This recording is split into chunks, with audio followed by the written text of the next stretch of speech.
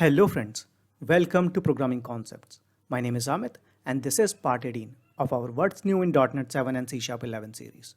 In today's video, we will cover another new feature introduced in C# 11 called Warning Wave 7.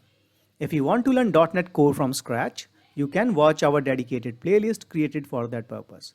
I will share the link in the description. The warning wave concept isn't new. It's a part of Microsoft's effort to improve code safety and quality by introducing new warnings in a controlled manner. The idea behind warning waves is to gradually introduce new warnings, helping developers to improve their code over time without being overwhelmed by a large number of warnings all at once.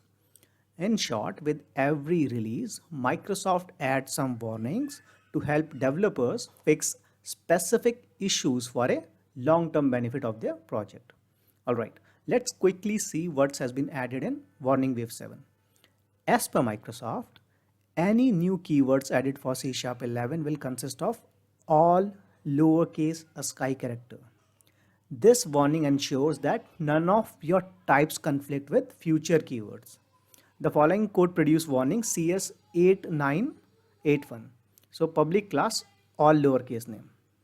So you can address this warning by renaming the type to include at least one non-lowercase ASCII character such as uppercase character, a digit or an underscore. Let's quickly see that in action. Now let's go to Visual Studio.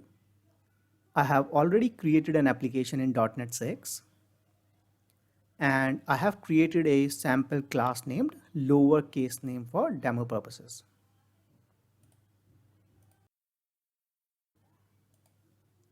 I am currently using .NET 6 and you can see the class name is all lowercase, but I am not getting any warning.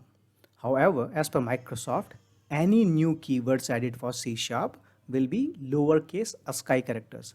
So just in case you don't know what keywords are names reserved by Microsoft compiler like abstract, break, char, double, int, etc.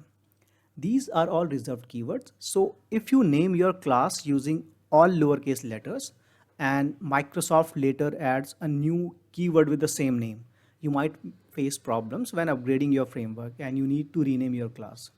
For example, abstract is a reserved keyword. Let me try changing my class name to abstract. As expected, you can see we get an error.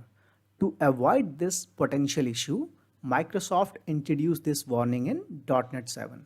Now let me undo the class name and quickly change the framework to .NET 7.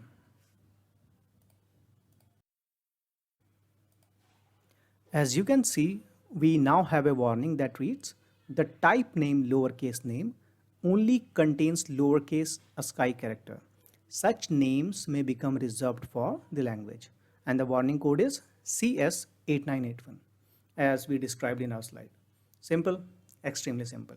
So that's it for this video. I hope you liked our content. If you have any queries related to the content of this video, feel free to ask me in the comments. Thank you for watching.